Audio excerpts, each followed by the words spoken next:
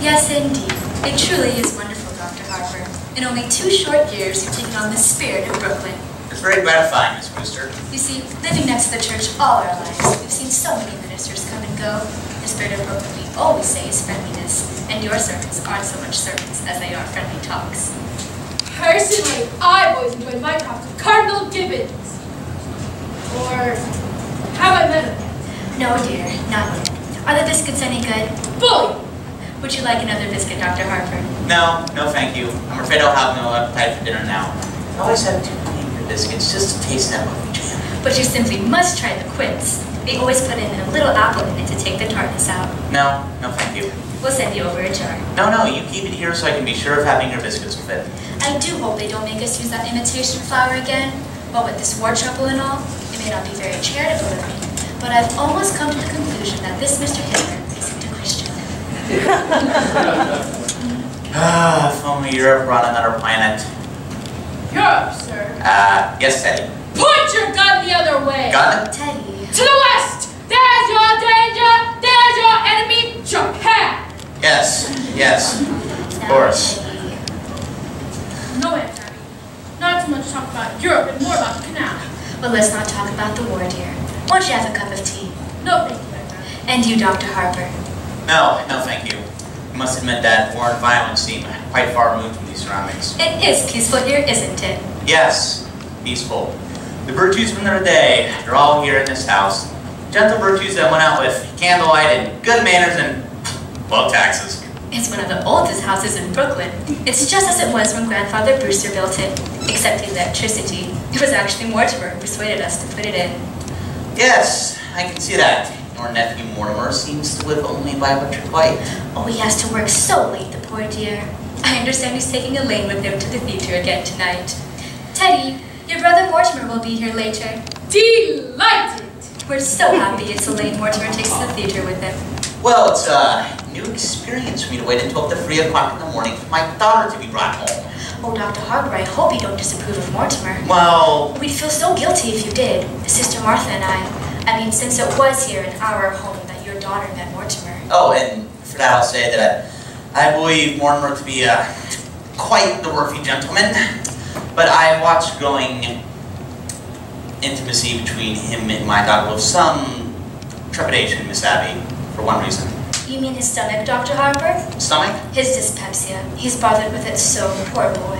He's got gas! No, I'll be frank with you, Miss Abby. I am speaking of your nephew's unfortunate connection to the theater. The theater?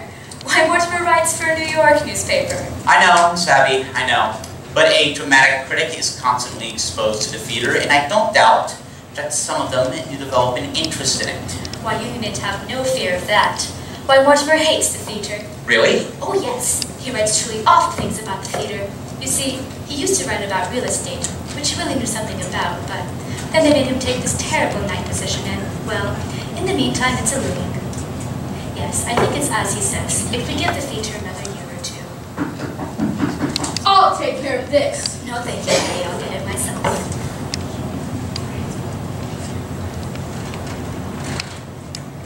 Good morning, Mr. Brophy. Hello, Miss Brewster. How are you, Mr. Klein? Very well, Miss Brewster.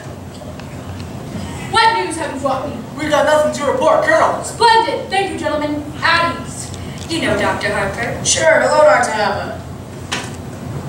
We're here for the toys, for the Christmas fund. Oh, yes. That's splendid work you gentlemen do. Fixing up discarded toys so that poor children can have a happier Christmas. Yeah, it gives us something to do when we're sitting around the station. You kind of get tired of playing cards and you start cleaning your gun. And the next thing you know, you shot yourself in the foot. Teddy, go run upstairs and get that big box from your Aunt Martha's room. How is Mrs. Brophy today? Mrs. Brophy has been feeling quite ill, Dr. Harper. Pneumonia. I'm sorry to hear that. You better know. Yeah, what a mist. I'll run and get some beef broth for you to take to her. Don't bother, Miss Abby. You've done so much for her already. Nonsense, it won't be a bother. Sister Martha is taking some to Mr. Bibinski right now. Please, sit down, all of you, and be comfortable. She shouldn't have to go through all that trouble.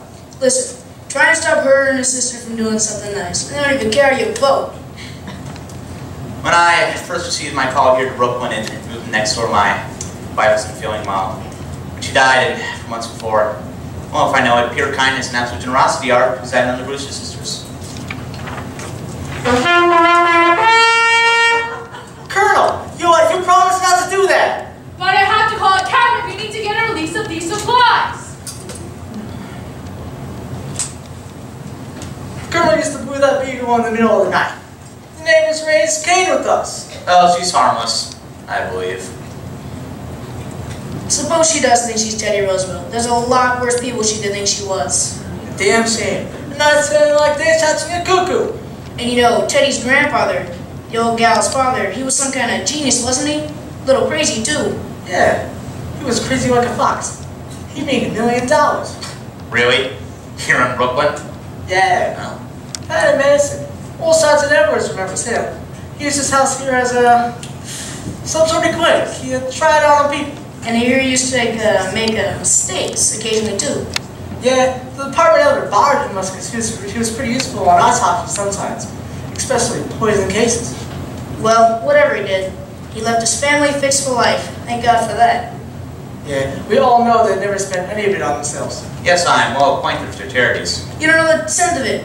You know, when I was with the Missing Persons Bureau, we were trying to track an old man that we never did find. You know, there's a renting agency that's got this house down for furnished rooms. They don't rent rooms. But I can guarantee, anyone who comes around here looking for a room is going to leave with a good meal in their stomach, probably a few extra dollars in their kick. Yeah, it's just a way of digging up some people to do some good too. Well, now isn't this nice?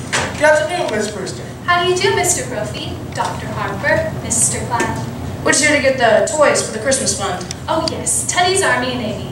They're all packed. Yeah, the colonel's in the cellar getting them now.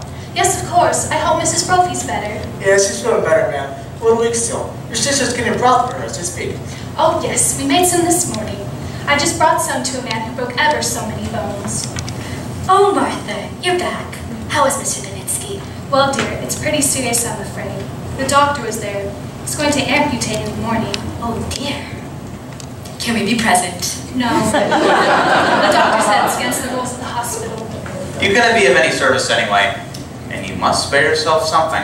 Here's the broth, Mr. Brophy. Be sure it's good and hot. Yes, ma'am. These are my retired supplies. Sure, this will make a lot of kids happy. That's General Miles. I retired him. What's this? The Oregon? Teddy, dear, put it back. But the Oregon goes to Australia. Now, Teddy. No, I keep my word to Fighting Bob Evans. But Teddy... What's the matter? What kid gets it? Izzy Cohen, Bobby Evans. Well, anyways, ma'am, we'll be running along. Not at all. Goodbye. Goodbye. Well, I'd better be going. Before you go, Dr. Harper.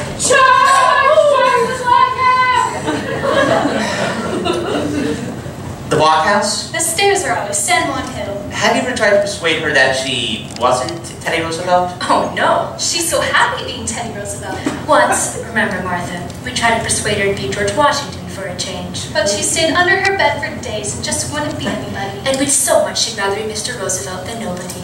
Well, if she's happy, more importantly, you're happy, she signs these. What are they? Dr. Harper has made all the arrangements for Teddy to go to Happy Dale Sanitarium after we pass on. But why should Teddy sign any papers now? It's better to have it all settled. If the law were to take you away suddenly, then perhaps you couldn't convince Teddy to commit herself. Now I mean an unpleasant legal procedure.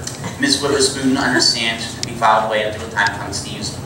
Miss Witherspoon? Who's she? She's the superintendent of Happy Dale. Dr. Harper has arranged for her to drop in, either tomorrow or the next day to meet Teddy. All right, I'd be going, or Elaine will be over here looking for me. Oh, Dr. Harper, do give our love to Elaine. And please, don't think too harshly of Mortimer because he's a dramatic critic. Somebody has to do those things. Did you just have tea? Isn't it rather late? Yes, and dinner's going to be late too. So why? Teddy dear, good news for you. You're going to Panama to take another walk for the canal. Delighted! That's bully! Just bully! I shall prepare at once for the journey. Happy while I was out? Yes, dear, I just couldn't wait for you. I didn't know when he'd be back, and Dr. Harper was coming. But all by yourself. Oh, I got along fine. Come on right downstairs and see. No, Martha, just look in the window seat.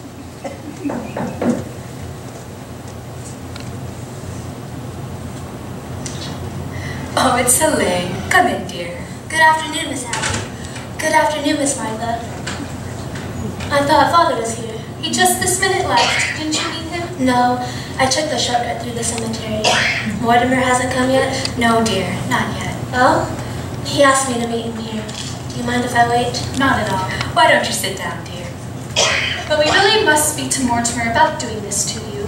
Doing what? Well, he was brought up to know better. When a gentleman is taking a young lady out, he should call for her at her house. There's something about calling for a girl at a parsonage that discourages any man who doesn't avoid her. He's done this too often. We're going to have to speak with him. Please, don't. After young men whose idea of nightlife was to take me to prayer meeting, it's wonderful to go to the theater almost every night of my life. It's comforting for us, too, because if Mortimer has to see some of those plays he has to see, at least he's with a minister's daughter. Oh my goodness, Elaine, what you must think of us, not having the tea things cleared away by this time. Now don't bother with anything in the kitchen until Mortimer comes, and then I'll help you. Mortimer should be here any minute now. Yes, Father must have been surprised not to find me at home. I'd better run over and say goodnight to him. It's a shame you missed him, dear. If Mortimer comes, you tell him I'll be right back. Hello, Mort. Hello, Elaine. Hello, Martha. Abby, Mortimer's here. Were you going somewhere? I was just going over to tell Father not to wait up for me. I didn't know that was still being done, even in Brooklyn. Hello, Mortimer. Hello, Aunt Abby. How are you, dear? All right, and you look well. You haven't changed much since yesterday. Oh my goodness. It was yesterday, wasn't it? We're seeing a great deal of you lately. Well, come, sit down. Abby, haven't we something to do? In the kitchen? Huh? You know, the tea things. Oh, yes, the tea things. Well, you two just make yourselves at home, just, Make yourselves at home. Marcus, Just look at this.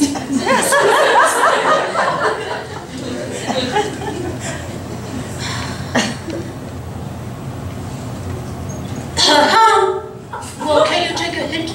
No, that was quite obvious. A lack of inventiveness, I should say. Yes, that's exactly what you'd say. Where do you want to go for dinner?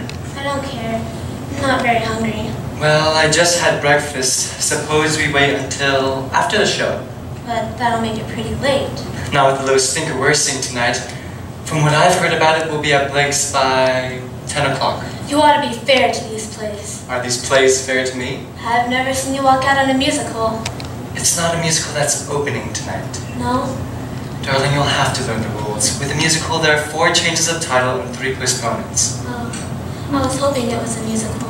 You have such a light mind. Not a bit. Musicals somehow have a humanizing effect on you.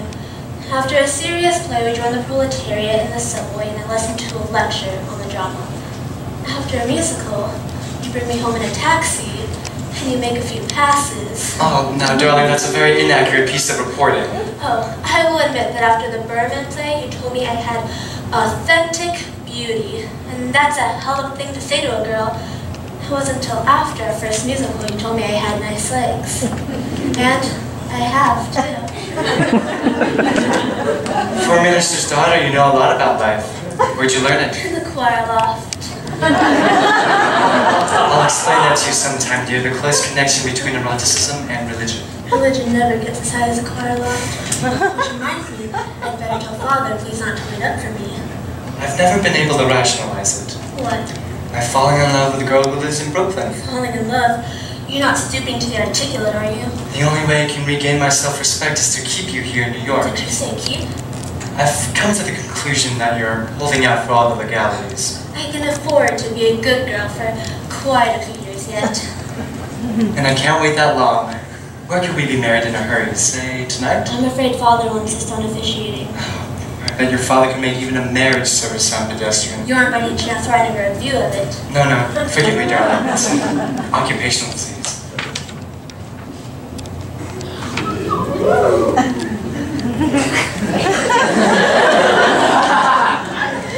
I may give that play tonight a good notice. Now, darling, don't pretend you love me that much. Be sure to tell your father not to wait up tonight. I think I'd better tell him to wait up. I'll telephone Winchell to publish the bans. Nevertheless. All right, everything formal and legal, but no later than next month. Darling, I'll talk it over with father and set the date. No, we'll have to see what's in rehearsal. There are a lot of other first nights in October. Hello, Mortimer. Hello, Mr. President. What news do you have for me? Just this, Mr. President, the country is squarely behind you. I know. Isn't it wonderful?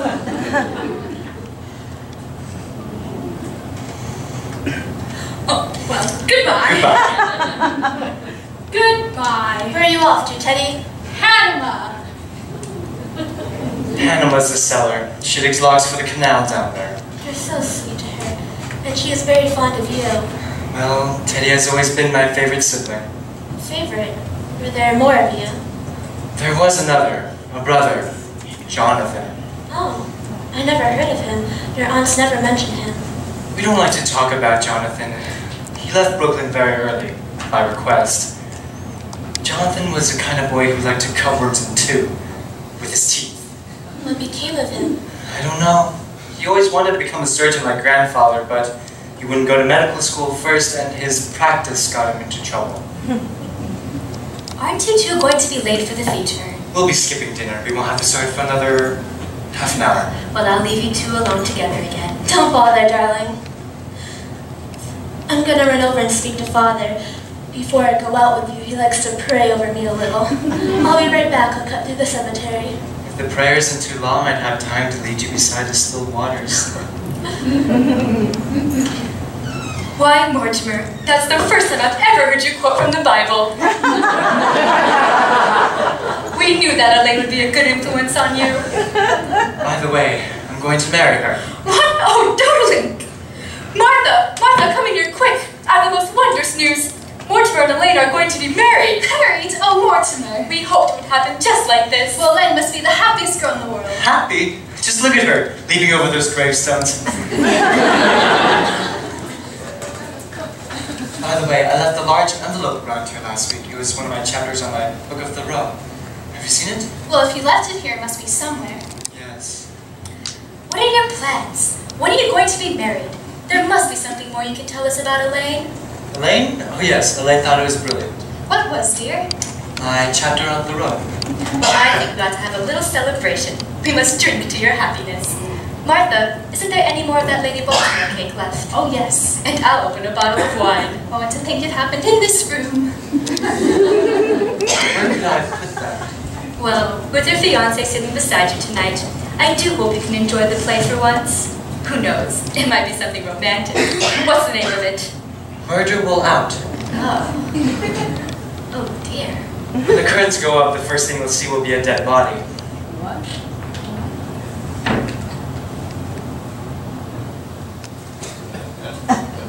Dead body.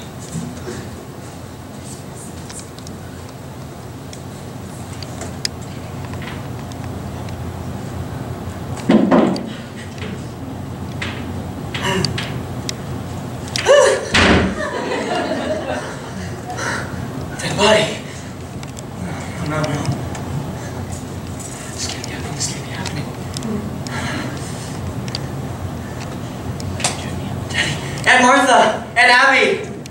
Yes, dear. You're making plans for Teddy to go to that sanitarium. Happydale. Yes, dear. Dr. Harper stopped by and made all the arrangements for Teddy to sign. Here they are. She's got to sign them right away. That's what Dr. Harper thinks. That way there won't be any legal difficulties after we pass on. She's got to sign them this minute. Teddy's down in the cellar. Get her up here right away. Well, there's no such hurry in that. No, when Teddy's down in the cellar, you know you can't get her mind on anything else. Teddy's got to go to Happydale now. Tonight. Oh, no, dear. That's not until after we're gone. Right away, I tell you. Right away. Why, Mortimer! How can you say such a thing? Why, you know as long as we live, we'll never be separated from Teddy. Listen, darlings. I'm frightfully sorry, but I've got some shocking news for you. Now, we've all got to try and keep our heads.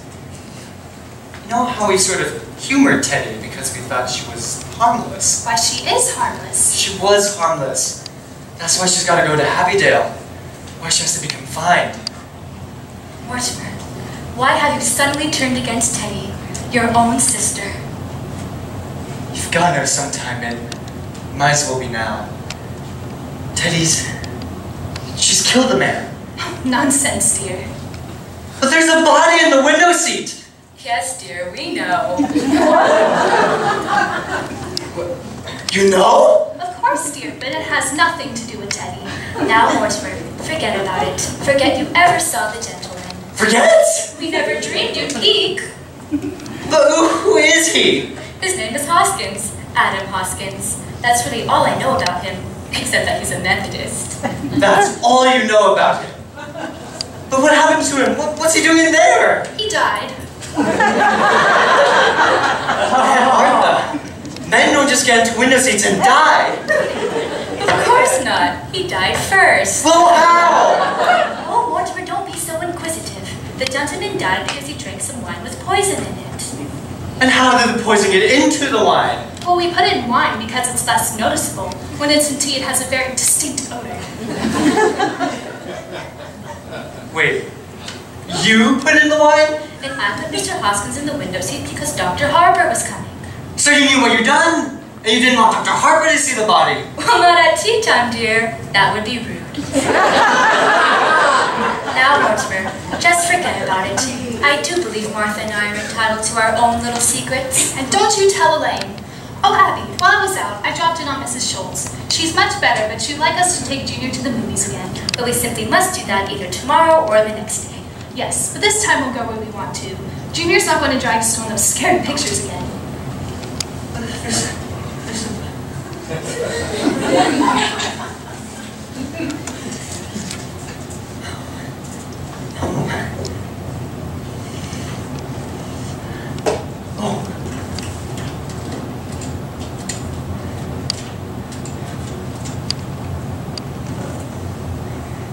Hello? City desk. Hello, Al. Do you know who this is? That's right. Say, Al. When I left the office this morning, I told you I was going, remember? Well, where did I say? Well, it would take me about half an hour to get to Brooklyn. What time have you got? That's right. I must still be here.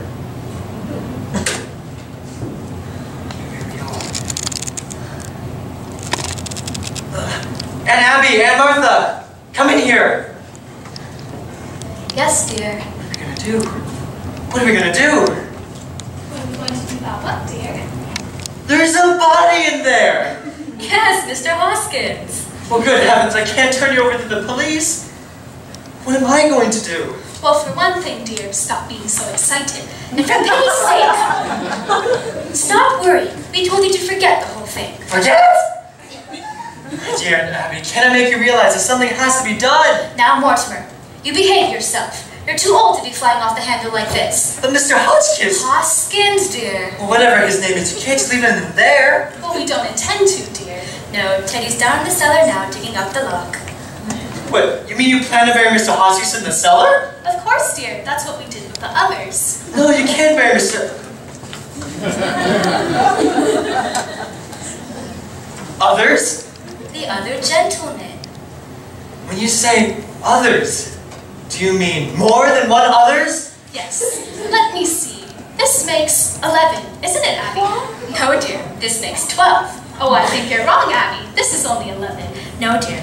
I remember when Mr. Hoskins first came in, it occurred to me that he would make just an even dozen. Well, you really shouldn't count the first one. But I do, so that makes it 12. 12 sounds more poetic. 12 disciples, Hello? 12 months. Yes. Hi.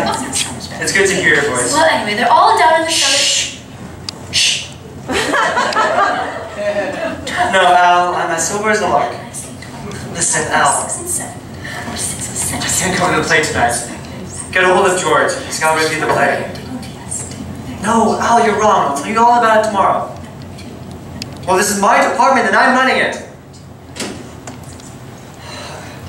Now, where were we? 12? Yes. Abby thinks we ought to count the first one, and that makes 12.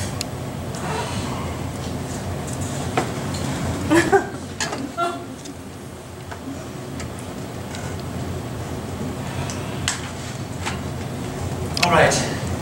Who was the first one? Mr. Midgley. He was a Baptist. Of course, I still don't think we can claim full credit for him because he just died.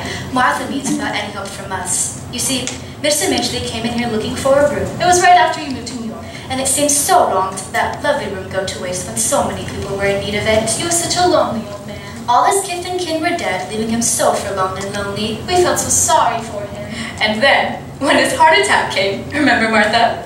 And he sat dead in that chair, looking so peaceful. Well, we decided right then and there that if we could help other lonely old men find the same peace, we would. So he just dropped dead right in that chair. How awful for you. Oh no, dear. Well, it was rather like old times. You see, your grandfather always used to have a cadaver or two around the house. You see, Teddy came down from Panama and thought Mr. Midgley was a yellow fever victim. That meant he had to be buried immediately. So we all took him down to Panama and buried him in the lock. Now that's why we told you not to worry about it, because we know exactly what's to be done. So that's how all this started. That man coming in here and dropping dead. Of course, we couldn't count on that happening a second time. You remember those jars of poison kept in the shelves of your grandfather's laboratory?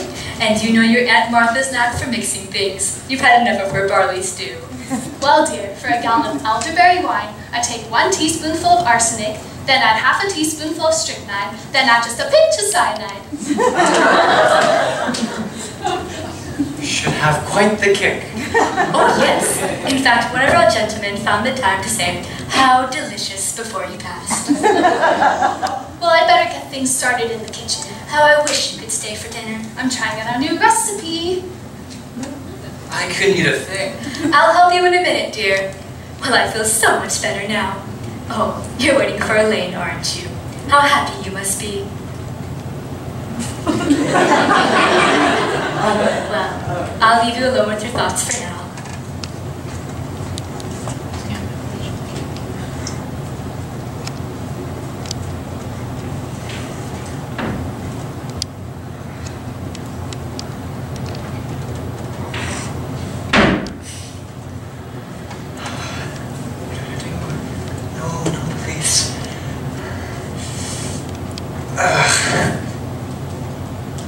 Oh! No. Sorry. Hello, Mort. Oh, it's you. Don't be cross, darling. Father could see that I was excited, so I told him about us, and that made it hard for me to get away. But listen, darling, he's not going to wait up for me tonight. Look, Elaine, you run along home and I'll call you up tomorrow. Tomorrow? You know, I call you up every day or two. But we're going to the theater tonight. No, we're not. Well, why not? Elaine, something's come up. What, darling? Mortimer, you've lost your job? No, I haven't lost my job. I'm just not covering that play tonight. Now you run along home. I've got something to do. But I've got to know what's happened. Certainly you can tell me. No, dear, I can't. But if we're going to be married... Married? Have you forgotten that not 15 minutes ago you proposed to me? I did? Oh, yes. Well, as far as I'm concerned, that's still on. Now, you went along home. Listen, you can't propose to me 1 minute and throw me out of the house the next. I'm not throwing you out of the house. Now, will you please get out of here? No, I won't get out of here. Not until I've had some kind of explanation. Elaine! Hello? Al? Hold on. Ow! Hello? All right, it's important. It can wait, can it? Hold on. Listen, Elaine, you're a very sweet girl, and I love you. But I've got something on my mind right now, and I want you to go home until I call you. Don't try to be masterful. When we're married and I have problems to face, I hope you're less tedious and uninspired. When we're married, and if we're married, I hope I find you adequate. Elaine! Elaine! Hello? That's the doorbell, dear, not the telephone.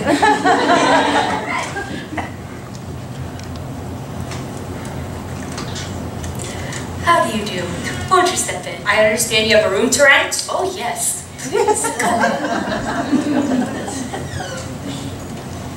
Are you the lady of the house? Yes, I'm Miss Brewster, and this is my sister, another Miss Brewster. The name's Gibbs. I'm Hello, sorry, city just desk. a table for dinner. Hello. Won't you sit down? May I see the room? Why don't you Ow. sit down a minute and let's Oh, get sorry, acquainted. Mom. That won't do much good if I don't like the room. Is Brooklyn your home? Haven't got home. Live in a hotel. Don't like it. Are your family Brooklyn people? Hello, I've got Al. a family. We got cut off. All alone in the world? Well, That's just it, I can't. Martha, you've come to just the right house. There's gotta be somebody around the office. What church do you go How to? about There's that an Episcopal the church rifle, practically the one we don't next like. door. I'm Alright, Presbyterian. you live around Used to be. How Is about there Joe? always this much noise? Oh no, he You doesn't know, the live one with who sets us. my coffee? May I see the There room we should now? call that. It's just upstairs, but first try a glass of her Alright. wine. Don't Around the touch it. office all We alone. make it ourselves. It's elderberry wine. Elderberry wine. Haven't tasted elderberry wine since I was a boy. No, Al. Do you have your own elderberry No. bushes? No, Where but is the she? cemetery's full of them. I'm not drinking, but I'm gonna start now. Do you serve meals? We might, but first see whether or not you like our wine. Mortimer! Mortimer, not that. No! Do you want me more? Do you want me poisoned? Do you want me murdered? There's no need to Do you want me killed? Get out of here! I never come back, world! Call the police!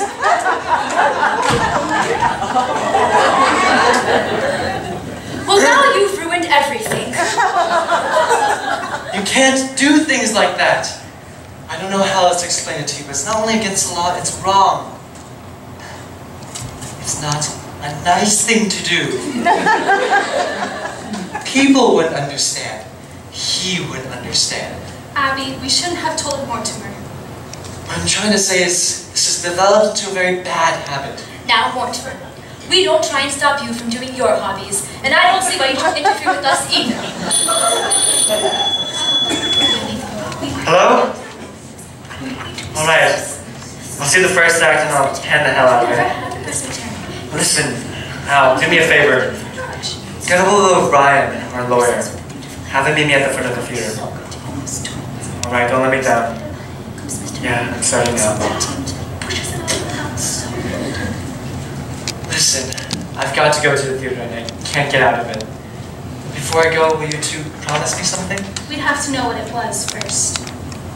I love you, and I know you love me. You know I'd do anything in the world for you. But I just want you to do this little thing for me. What do you want us to do? Don't do anything. I mean, don't do anything. Don't let anyone in the house. Just leave Mr. Hoskins where he is. Why? I need time to think. I've got quite a lot to think about. You know I wouldn't want anything to happen to you. Why, what on earth could happen to us? Anyway, you'll do this for me, won't you? Well, we were planning on holding services before dinner. Services. Of course. You don't think we'd bury Mr. Hoskins without a full Methodist service, do you? Why, he was a Methodist. Can't that wait until I get back? Oh, Mortimer, then you could join us. Yes! Oh, Mortimer, you'll love the services, especially the hymns. Remember how beautifully he used to sing before his voice changed? Remember, while I'm gone, don't let anyone in this house. That's a promise. Well, All right, Mortimer. We can cooperate now that Mortimer's behaving himself. Do you have any paper? I'll get back to you as soon as I can. There's a man I have to see. Here's some stationery. Will this do? That'll be fine. I can save time if I write my review on the way to the theater. Mortimer didn't seem quite himself today. And I think I know why. Why? Well, he's just become engaged to be married. I suppose that always makes a man nervous. Well, I'm so happy for Elaine. And the honeymoon ought to give Mortimer a real vacation. I don't think he got much rest this summer. Well, at least he would go kiting off to China or Spain. I can never understand why he wanted to go to those places. Well, I think to Mortimer the theater has always seemed pretty small potatoes. He needs something big to criticize. Something like the human race. Oh, Abby, since Mortimer will be joining us, we'll need another hymnal. There's one in my room. You know, dear, it's really my turn to read the services. But since you weren't here when Mr. Hoskins came, I want you to do it. Well, it's very nice of you, dear, but are you sure? It's only fair. Well, I think I'll wear my black veil and mother's old brooch. Who do you suppose that is? We promised Mortimer we wouldn't let anyone in. Wait a minute, I'll look. It's two men and I've never seen them before. Are you sure? There's a car at the curb. They must have come in that. Let me look. Do you recognize them? They're strangers to me. We'll just have to pretend we're not home.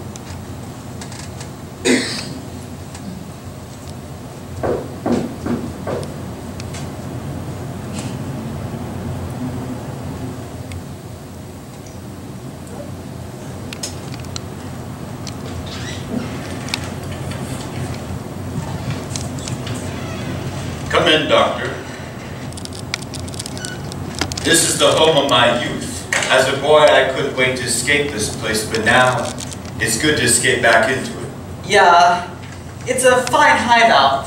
The family must still live here. There's something so unmistakably Brewster about the Brewsters. I hope there's a fattened pathway to return of the prodigal. Yeah, I'm hungry.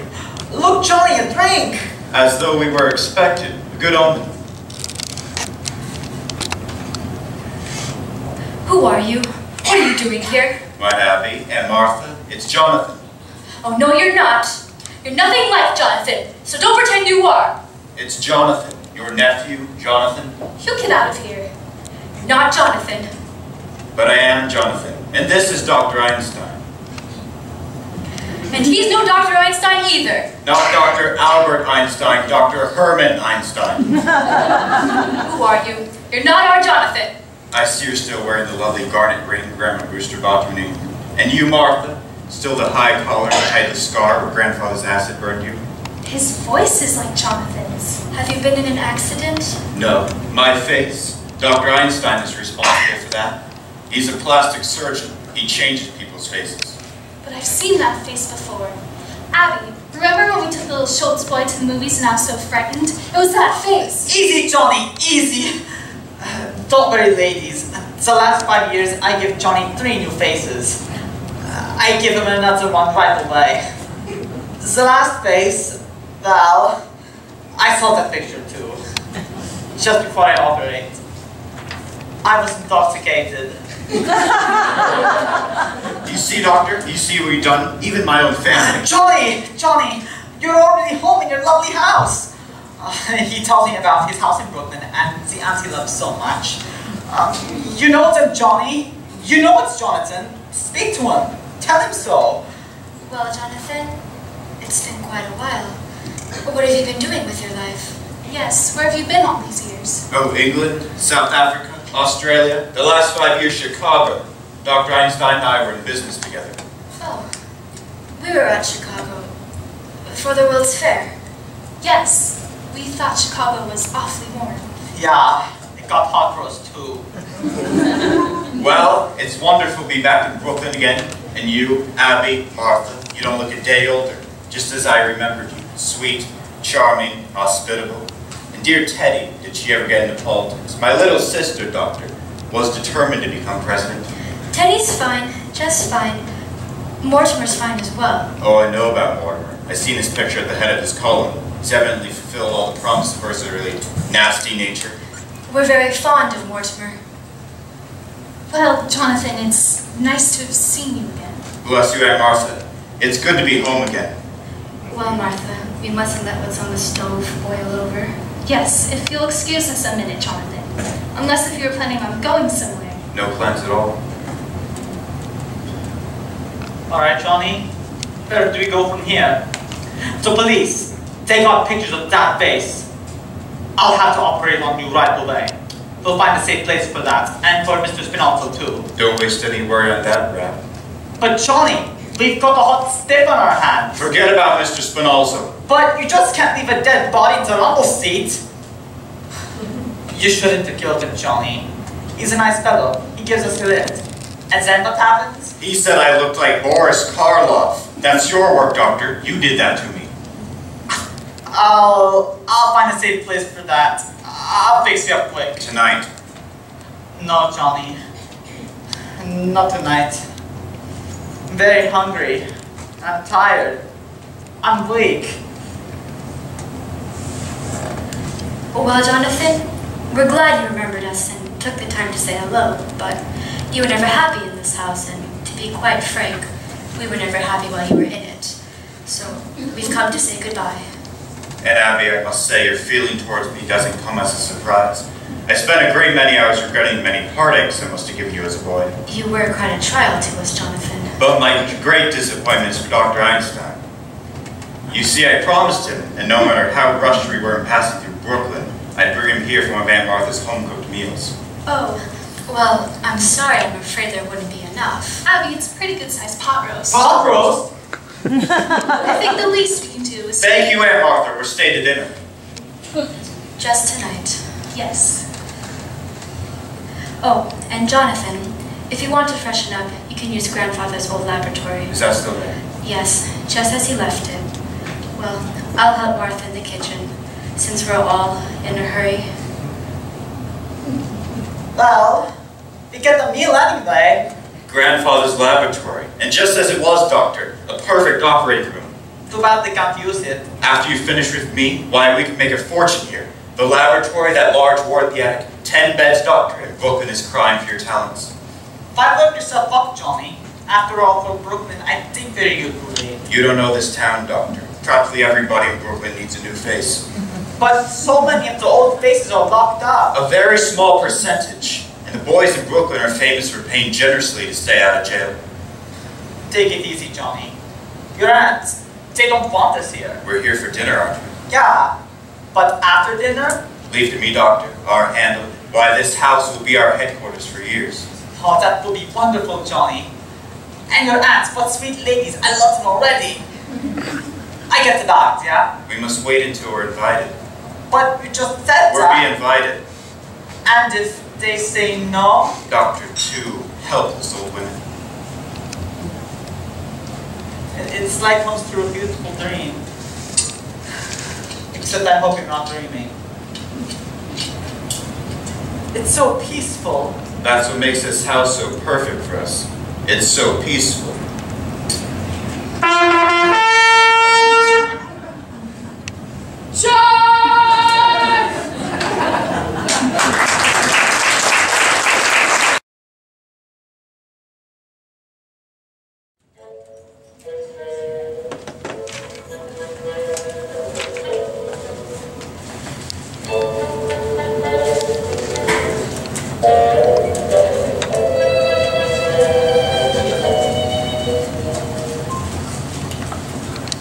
Yes, Auntie, those 5 years in Chicago were amongst the busiest and happiest of my life. And from Chicago, we go to South Bend, Indiana. They wouldn't be interested in our experience in Indiana. Well, Jonathan, you've led a very interesting life, I'm sure, but we really shouldn't have let you talk so late. My meeting Dr. Einstein in London, I might say, changed the whole course of my life. You remember I'd been in South Africa, in the diamond business, then Amsterdam, the diamond market.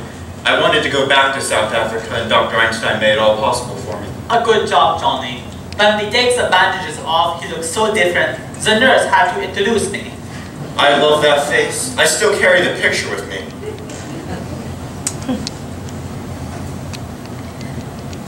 Well, Jonathan, this does look more the way you used to, but I still wouldn't know you. I think we'll go back to that face, Doctor. Yeah, it's safe now. Well, I'm sure you both want to get to wherever you're going. My dear aunts, I'm so full of that delicious dinner, I'm unable to move a muscle. Yeah, it's nice here. After all, it's very late and we wouldn't want to I found it! I found it! What did you find, Teddy? The story of my life. My biography. Here's the picture I was telling you about, General. Here we are, the both of us. President Roosevelt and General Goethals in the Claver Cut. That's me, General, not you. My, how I've changed. Well, you see, this picture hasn't been taken yet. We haven't even started work on the Claver Cut. And that is why we will both go to Panama to inspect the new lock. No, Teddy, not to Panama. We go some other time. Panama's a long way off. Nonsense, it's just down in the cellar. The cellar? We let her dig the Panama Canal in the cellar. General Goethals, as President of the United States, Commander-in-Chief of the Army and Navy, and the person who gave you this job, I demand that you accompany me to Panama to inspect the new lock. Teddy, I think it's time you went to bed. I beg your pardon? Who are you? I'm Woodrow Wilson. Go to bed.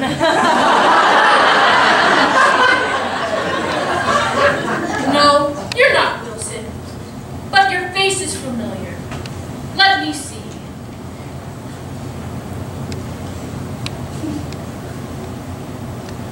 You're not someone I know now. Perhaps later on my hunting trip to Africa. Yes, you look like someone I might meet in the jungle. Teddy, dear, this is your brother, Jonathan. He's had his face changed. So that's it. A nature faker! Teddy, Teddy, perhaps you'd better run upstairs to bed. It's late and Jonathan and his friend need to go back to their hotel. General Goethals, inspect the canal. All right, Mr. President. They go to Panama. Bully, just bully. Follow me, General. It's down south, you know.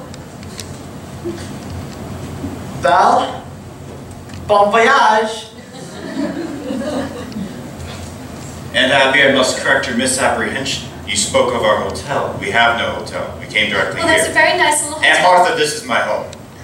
Jonathan, you can't stay here. We need our rooms. You need them. Yes, for our lodgers. Are there lodgers in this house now? Well, not just now, but we plan to have some. Then my old room is still free. But Jonathan, there's no room for Dr. Einstein. You share the room with me.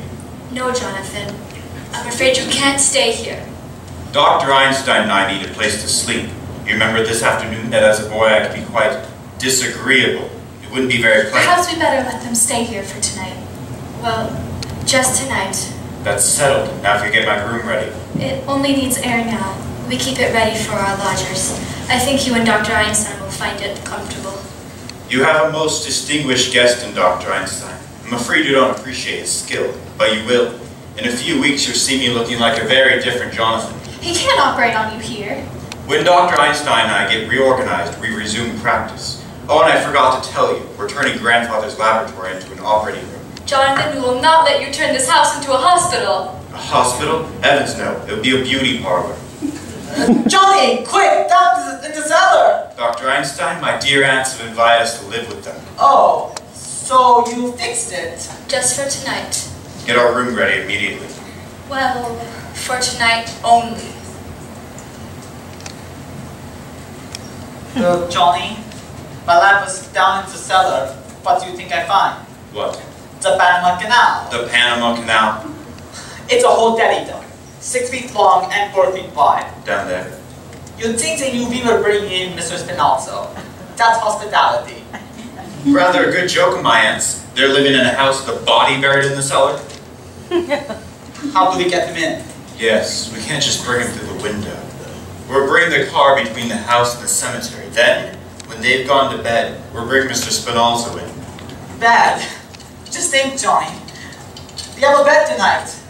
Easy, doctor. Remember you're operating tomorrow, and this time you better be sober. I'll fix you beautiful. And if you don't, Jonathan, your room is ready. then you can go to bed. We're bringing the car behind the house. It's all right where it is until morning. We don't want to leave it in the street. That might be against the law.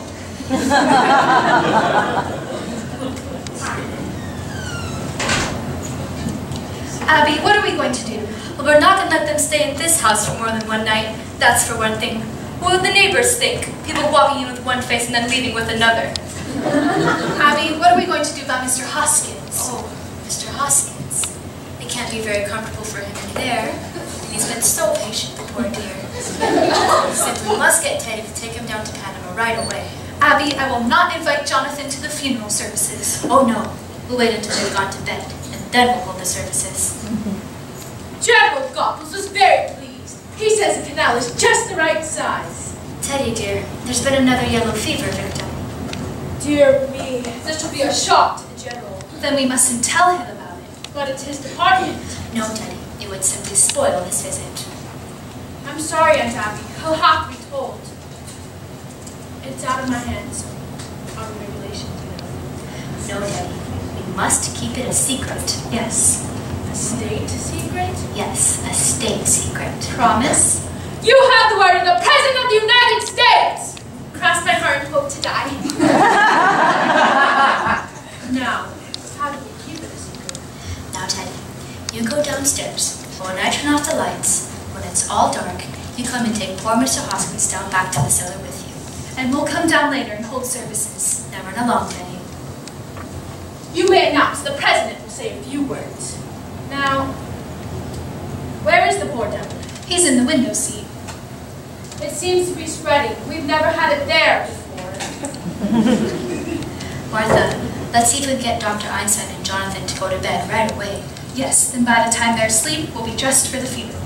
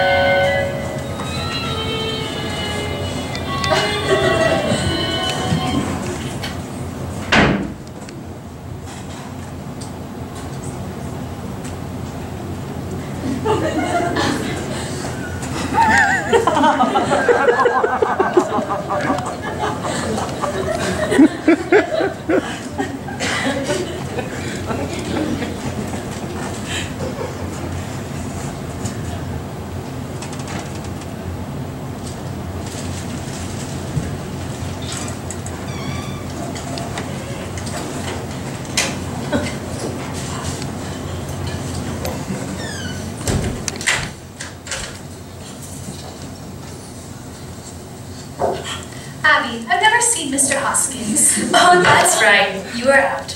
We can come see him now. He's really rather good looking. For a Methodist. We're bringing the luggage through here. Jonathan, your room is ready for you. You can go right on out. I'm afraid you don't keep broken hours, but you two run along to bed.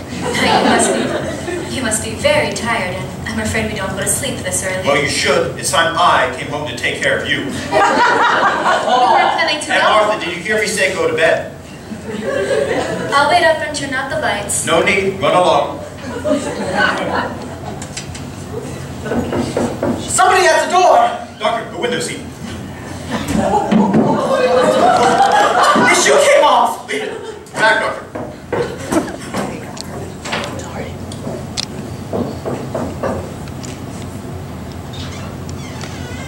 Miss Abby, Miss Martha, Miss Abby, Miss Martha, who is it? Is that you, Teddy? Who are you? Who are you? I'm Elaine Harper. I live next door. And what are you doing here? I came over to see Miss Abby and Miss Martha. Turn on the lights, Doctor. You chose rather an untimely moment for a social call. I think you better explain what you're doing here. We happen to live here. You don't live here. I'm in this house every day and I've never seen you before. Where are Miss Abby and Miss Martha? What have you done to them?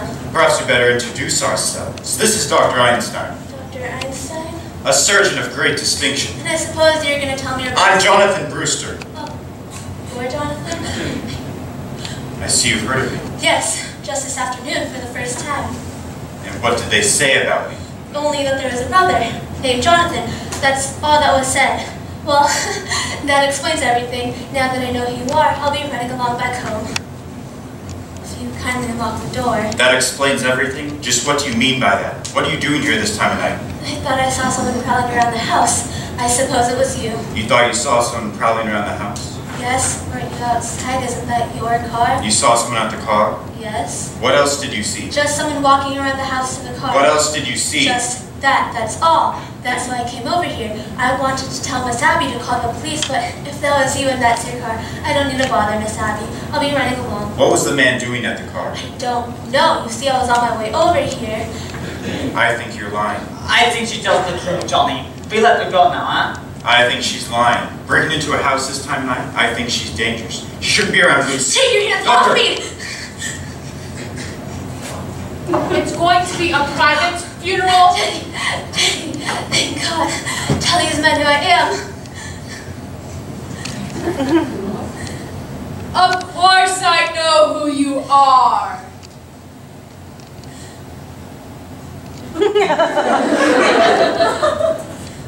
You're my daughter, Alice. No. No, Daddy! Quiet! Someone!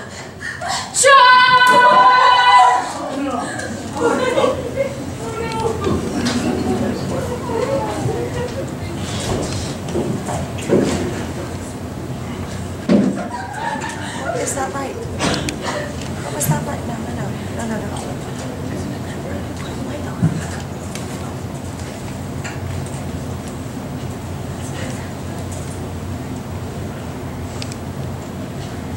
What's the matter? What's happening down there? What's the matter? What's going on? We caught a burglar, a sneak thief. Go back to your room. I'll call the police. We called the police. We're handling this. Go back to your room. Where have you been? To the theater. My God. It's still there. This is your brother, Jonathan. And this is Dr. Einstein. I know this isn't a nightmare, but what is it? I've come back home, Mortimer. Who did you say this was? It's your brother, Jonathan. He's had his face changed. Dr. Einstein performed the operation. Jonathan. You always were a monster. Did you have to look like one? Easy, Johnny. Easy. Mortimer, have you forgotten the things I used to do to you when we were boys? Remember the time you were tied to the bedpost? The needles under your fingernails? My God, it is Jonathan. Yes, I remember. I remember you as the most detestable, vicious, venomous form of animal life I ever knew. Now, don't you two boys start quarreling again the minute you've seen each other. There won't be any fighting, Abby. Jonathan, you're not wanted here. Get out. Dr. Einstein and I have been invited to stay. Not in this house. Just for tonight. I don't want him anywhere near me. But we've already invited them, and it wouldn't be very nice to go back on our word. Alright, just for tonight. But first thing in the morning, out! Where are they sleeping? They'll stay in Jonathan's old room. That's my old room.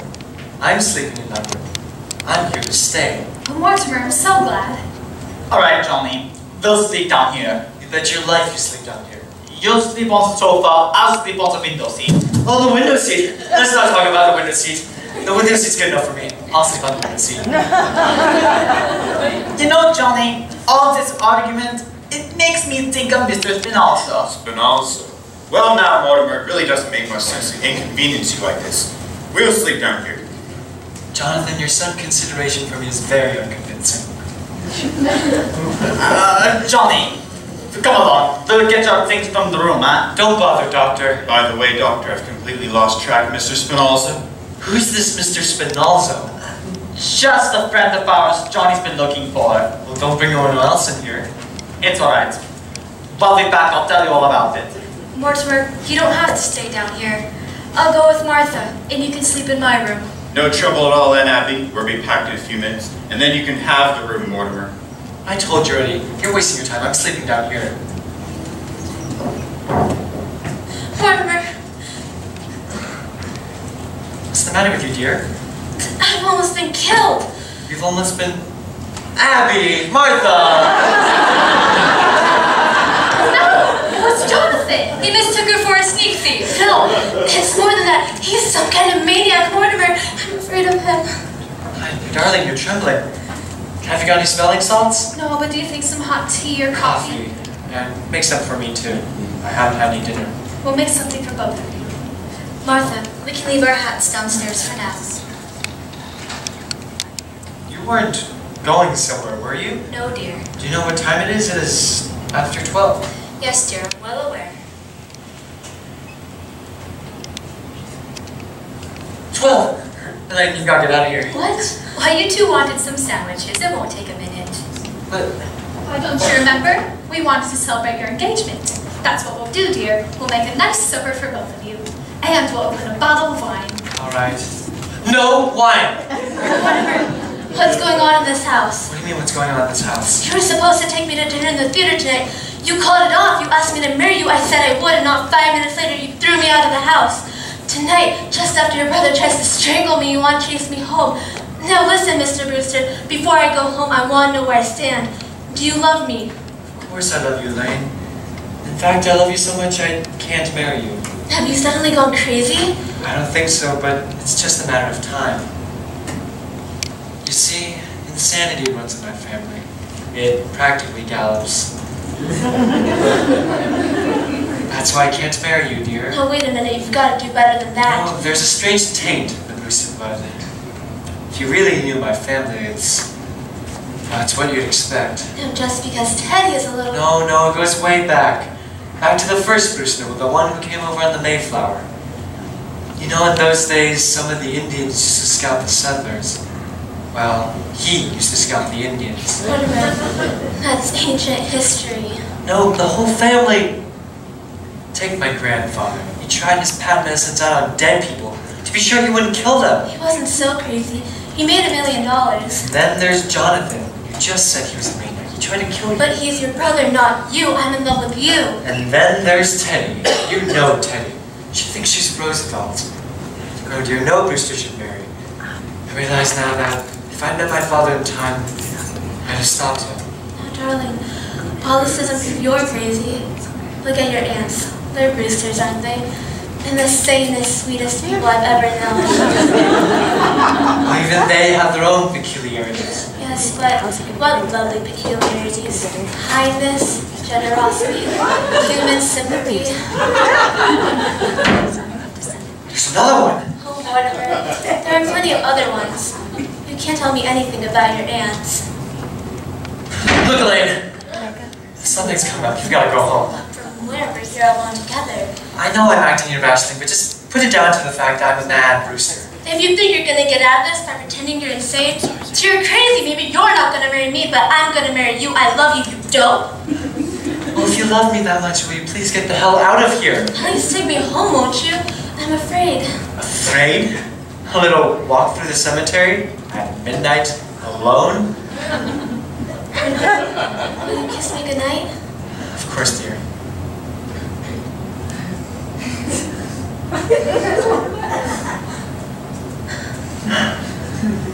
Well, good night, dear. I'll call you up in the morning. You critic!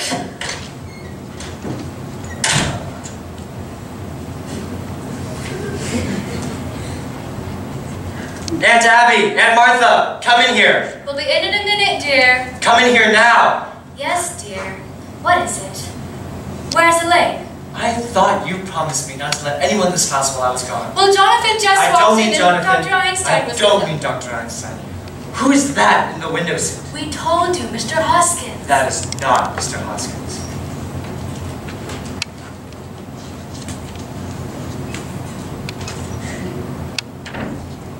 Who could that be? Aunt Abby, are you trying to tell me you've never seen this man before? I most certainly am.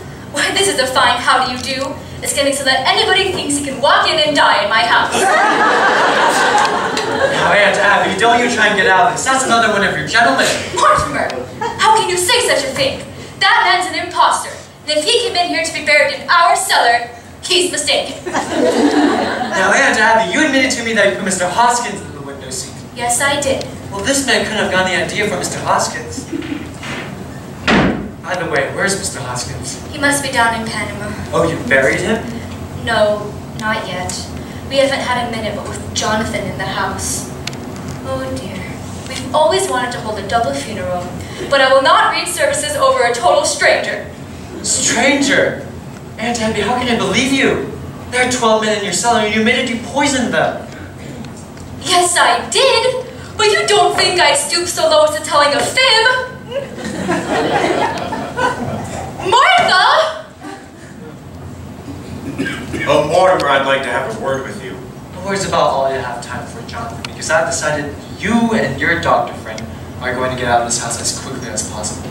I'm glad you recognize the fact that you and I can't live under the same roof, but you've arrived at the wrong solution.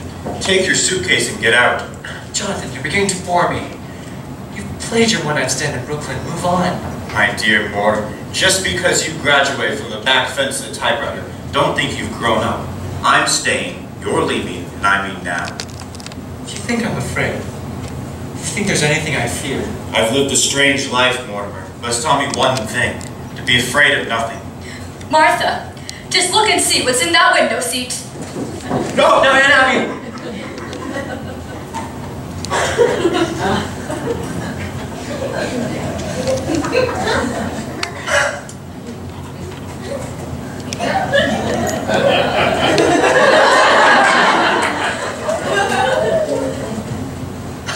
Jonathan, let Aunt Martha see what's in the window seat. Aunt Abby, I owe you a very big apology, and I have some good news for you. Jonathan is leaving, and he's taking Dr. Einstein and their cold companion.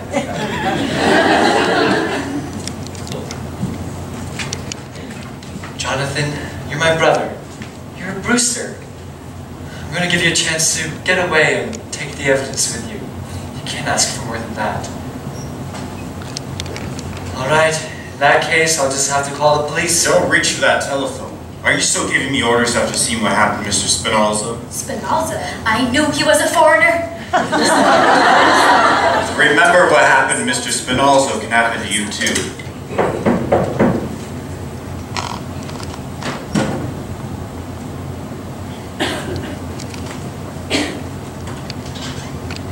Hello, Miss Abby. Oh, Officer O'Hara. Is there something we can do for you? I saw your lights on and I thought there might be a sickness in the house. Oh, you got company. I'm sorry I disturbed you. Oh no, come right in. Yes, come in. Come right in, Officer O'Hara. This is our nephew, Mortimer. Pleased to meet you. And this is another nephew, Jonathan. Pleased to make your acquaintance. Well, it must be nice having your nephews visiting you. Are they going to stay with you for a bit? I'm staying. My brother Jonathan was just leaving. I've met you before, haven't I? I'm afraid not. Jonathan hasn't been home for many years. Your face looks familiar to me. Maybe I seen a picture of you around here someplace. I don't think so. Yes, Jonathan, I'd hurry if I were you. Your things are all packed anyway, aren't they? Well, you'll be wanting to say your goodbyes. I'll be running along. What's the rush? I like to have you stick around until my brother leaves the house. I just dropped in to make sure everything was alright. We'll be having some coffee in a minute. Won't you join us? I forgot the coffee. Well, I better make some more sandwiches. I ought to know your appetite by this time, Officer O'Hara. Don't bother. I'm due to ring in a few minutes. You can have a cup of coffee with us. My brother will just be gone. Sit down. Say, ain't I seen a photograph of your brother around here someplace? I don't think so. He certainly reminds me of somebody.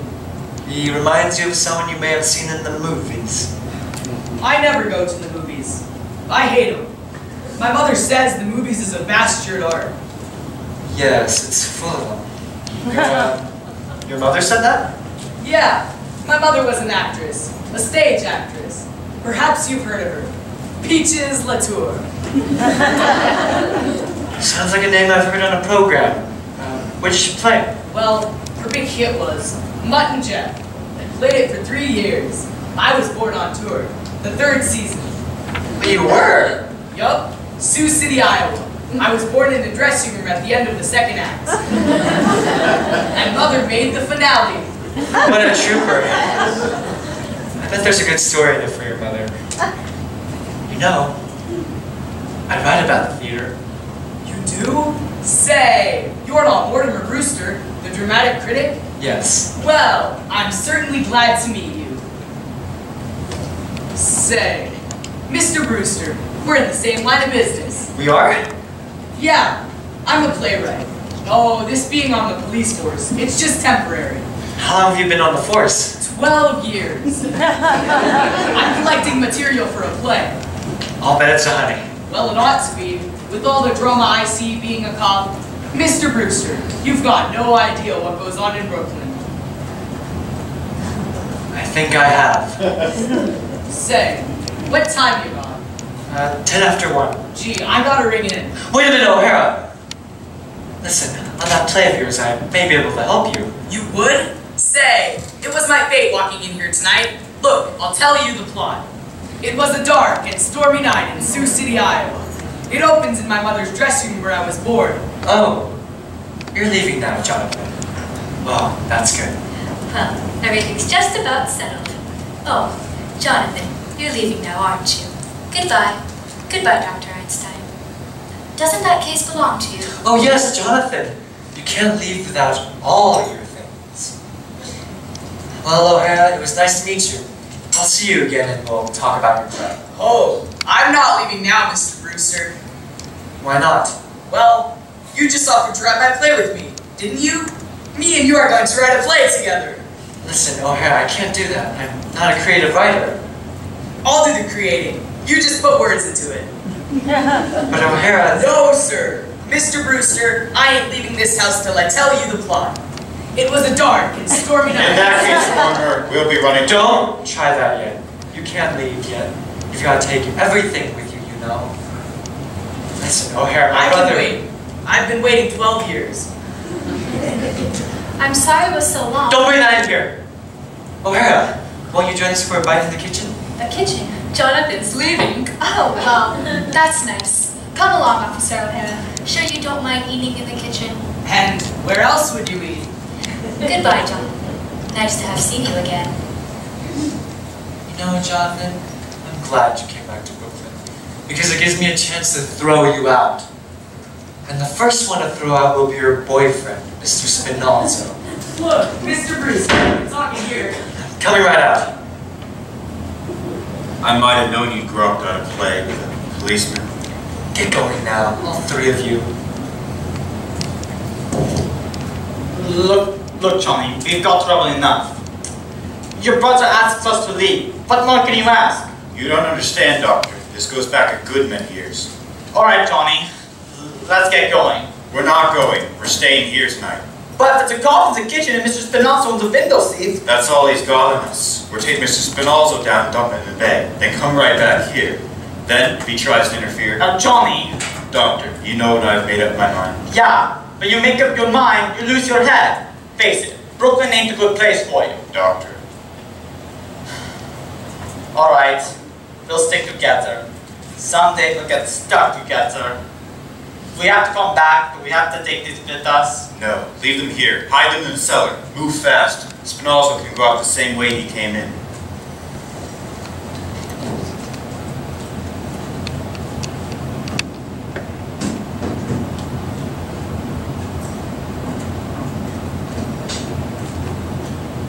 Johnny, quick, down the cellar! What's the matter? You know that, you know the hole that Daddy dug, right? Yes.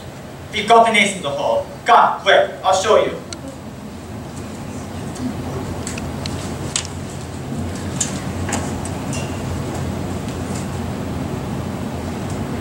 Jonathan!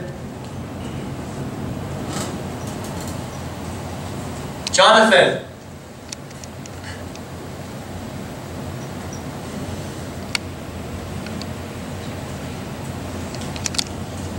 Jonathan! Yes, Mortimer? Where have you two been? I thought I told you to get going. We're not going. Well, you're not. You think I'm not serious, eh? We're staying here. Alright. You asked for it. This gets me rid of you and Officer O'Hara. Officer O'Hara, come in here! Tell O'Hara what's in the window seat. Our town was down in the cellar. Cellar? There's an elderly gentleman down there who seems to be very dead.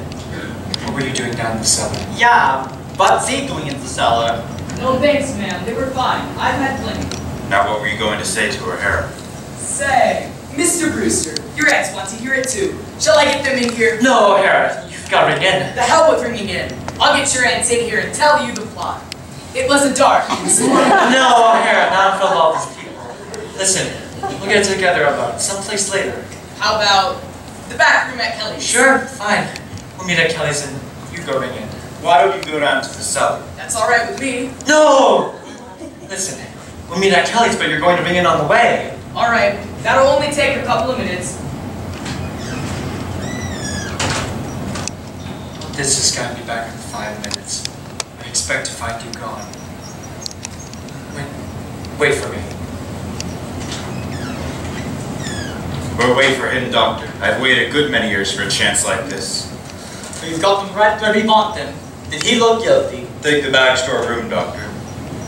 Have they gone? Oh, we thought we heard somebody leave. Just Mortimer, and he'll be back in a few minutes. Is there food left in the kitchen? I think Dr. Einstein and I would enjoy a bite. But you won't have time. No, if you're still here when Mortimer gets back, he won't like that. He'll like it. He's got to like it. Get something for us to eat while we bury Mr. Spinozzo in the cellar. Oh no, he can't stay in our cellar. Jonathan, you've got to take him with you. There's a friend of Mortimer's downstairs waiting for him. Friend of Mortimer's? He and Mr. Spinozzo will get along fine together. They're both dead. They must mean Mr. Hoskins. Mr. Hoskins? You know about what's downstairs? Of course we do. And he's no friend of Mortimer's. He's one of our gentlemen. You're gentlemen? And we won't have any strangers buried in our cellar. But Mr. Hoskins... Mr. Hoskins isn't a stranger. Besides, there's no room. The cellar's crowded enough already. Crowded with what? There are 12 graves down there now. 12 graves? That leaves very little room, and we're going to need it. You mean you and Aunt Martha have murdered? Murder? Certainly not. We simply spare them the trouble of breathing. It's one of our charities. Why, what we've been doing is a mercy. So you just take your Mrs. Spinozzo out of here. You mean you and Aunt Martha have done that here in this house and you buried them down there?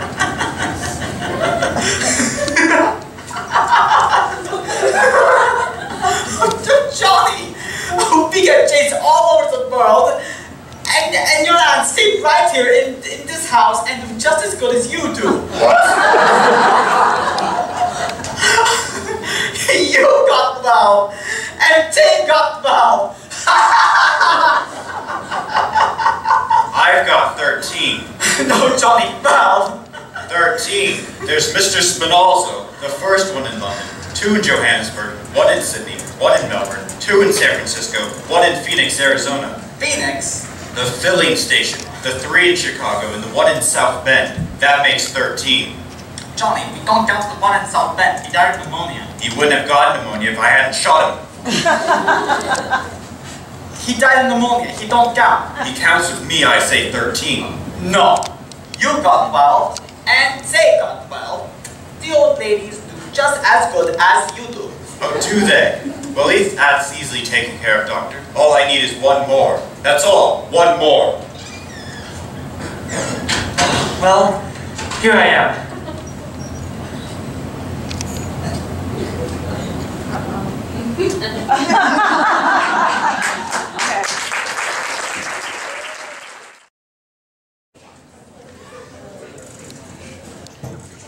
You stop doing that. This is our house and our cellar, and you can't do that. Ladies, please, go back upstairs where you belong. Abby, Martha, go upstairs. There's no use doing what you're doing because it will just have to be undone. I'm warning you, you'd better stop it right now. All right, you'll find out.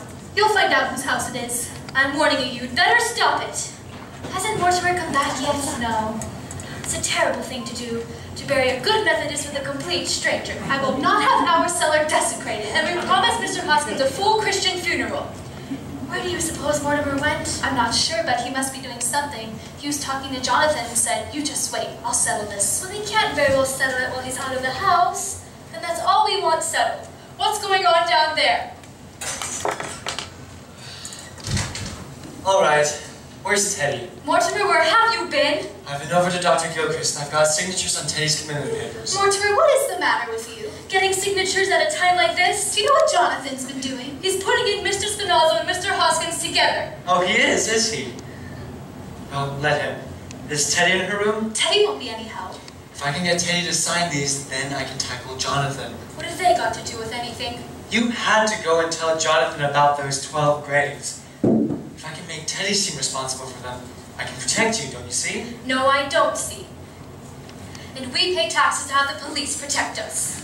I'll be back down in a minute. Come, Martha, we're going for the police. All right. Wait, no! The police. You can't go for the police. Why can't we? Because if you tell them about Mr. Spinozza, they'd find Mr. Hoskins too. And that might make them curious. And then they'd find your other 12 gentlemen. Mortimer, I think we know the police better than you do. They won't pry into our private affairs if we ask them not to. If they find your 12 gentlemen, they'd have to report to headquarters. Oh, I'm not so sure they'd bother. If they did, they would have to write a very long report. And if there's one thing a policeman hates to do, it's to write. You can't depend on that. It might leak out. You couldn't expect a judge and jury to understand. Oh, Judge Coleman would. We know him very well. He always comes to church to pray just before election. And he promised us he'd come to tea one day. Oh yes, we must speak to him about that again. His wife died a few years ago and it's left him very lonely. Well, come along, Martha. No! I won't let you do this. You can't leave this house and you can't have Judge Coleman to tea. Well, if you're not going to do something about Mr. Spinozzo, we are. I am going to do something. We may have to call in the police later, but when we do, I want to be ready for them. You've got to get Jonathan out of this house. And Mr. Spinozzo. Will you please let me do this my own way? I've got to go see Teddy. Mortimer, if they're not out of the house by morning, we're going to the police. They'll be out. I promise you that. Now go to bed, will you? Well, Abby, that's a relief, isn't it? Yes. If Mortimer's really going to do something, it just means that Jonathan's going through a lot of unnecessary trouble. We should tell him so.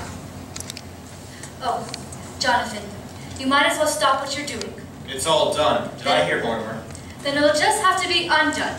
By this time tomorrow, you'll be out of our house. Mortimer's promised. Oh, are we? In that case, you and Aunt Martha can go to bed. Have a pleasant night's sleep. Yes, come, Abby. Good night, aunties. Not good night. Goodbye. By this time tomorrow, you'll be out of our house. Mortimer's promised. And he has a way of doing it too. Then Mortimer is back. Oh yes, he's just upstairs with Teddy. Goodbye, Jonathan. Goodbye, Jonathan. Perhaps you better say goodbye to Mortimer. Oh, you'll see Mortimer. Yes, I'll see Mortimer. Wow, that's all fixed up, smooth like a lake. Nobody will ever know they were buried down there. The bed feels great already. 48 hours with no sleep. Alright, Johnny. We'll go upstairs now, huh? You're forgetting, Doctor. But, My brother Mortimer. Johnny, not tonight. I'm very tired. Tomorrow I've got to operate. You're operating tomorrow, Doctor. Good night, we take care of Mortimer. Not Johnny. Doctor, look at me. You can see it's going to be done, can't you? Yeah, I can see. I know that look. It's a little too late for us to dissolve our partnership. Alright. We'll do it. We'll operate tonight. but the quick way. The quick twist like in London. No, Doctor, I think this calls for something special. I think perhaps the Melbourne method. Melbourne? No, Johnny. 2 hours and 10 minutes all done, but the fellow in Melbourne was just as dead as the fellow in London. We had to work too fast in London. There was no aesthetic satisfaction in it. But Melbourne, there was something to remember. Remember? Oh, I wish I didn't. No, Johnny, not Melbourne, not me. Yes, Doctor, where are your instruments? I won't tell you where they are, Johnny. Get your instruments. No, I won't do it. Where are they? Oh yes, you hid them in the cellar. Where? I won't tell you! Or find them, Doctor.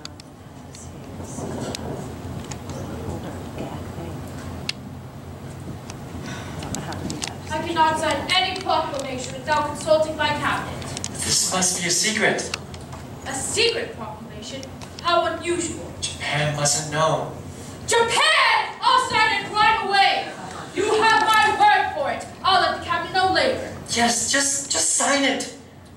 A secret proclamation has to be signed in secret. You wait here. But at once, Mr. President. I'll have to put on my signing clothes.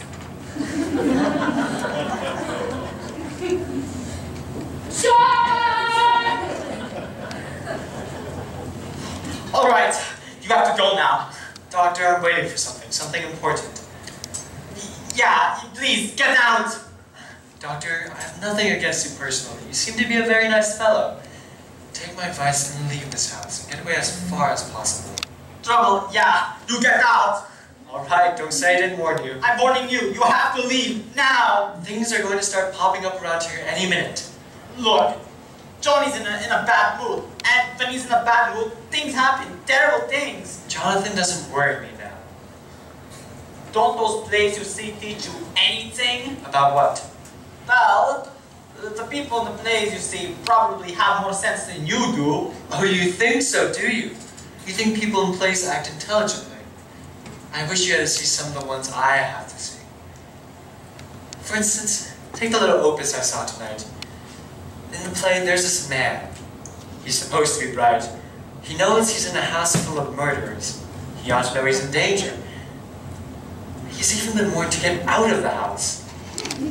But does he leave? No, he stays. Now I ask you, Doctor, is that what an intelligent person would do? You're asking me? He doesn't even have sense enough to be afraid, to be frightened, to be on guard. For instance, the murderer invites him to sit down. You mean, don't you sit down? Believe it or not, that one was in there too.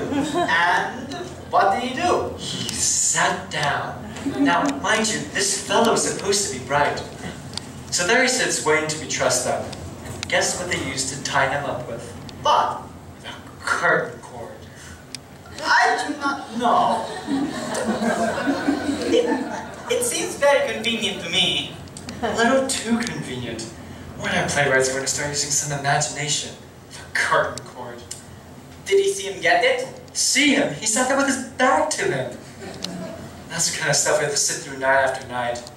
And they say the critics are killing the theater. It's the playwrights who are killing the theater.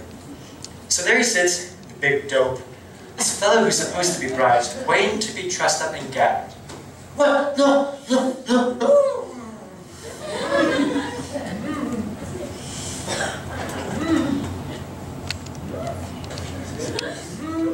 You were right about that fellow. He wasn't very bright.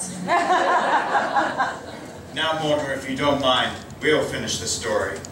Mortimer, I've been away for 20 years, but never once in all that time, my dear brother, were you out of my mind. In Melbourne one night I dreamed of you. When I landed in San Francisco, I felt a strange satisfaction. Once more, I was in the same country with you. Now, Doctor, we go to work. All right, Johnny. But the quick way. Doctor, this must really be an artistic achievement. After all, we're performing in front of a very distinguished critic. All right, Johnny. Let's get it done. Pull yourself together, Doctor. I can't do it. I need a drink. Now, when they arrive, your aunt had set a drink on the table. Now, where did she put it? Look, Johnny, a drink. This is all what's left. I'll split it with you. One moment, Doctor. Please wear your manners. Mortimer, I realize now it was you who brought me back to Brooklyn. Doctor, to my dear, dead brother. Oh, God! Damn that idiot. She goes next. No, Tony, not that. That's where I stop. We get to Teddy later. We get to Teddy never. We've got to work fast, Doctor. All right, what's the quick way? Yes, Doctor, the quick way. Hey, the Colonel's gotta quit blowing that horn. It's all right, officer. We're taking the bugle away from her. There's gonna be hell to pay in the morning. We promised the neighbors she wouldn't do that anymore. It won't happen again, officer. Good night. I better speak to her myself. Hey, you stood me up. I waited an hour at Kelly's for you. What happened?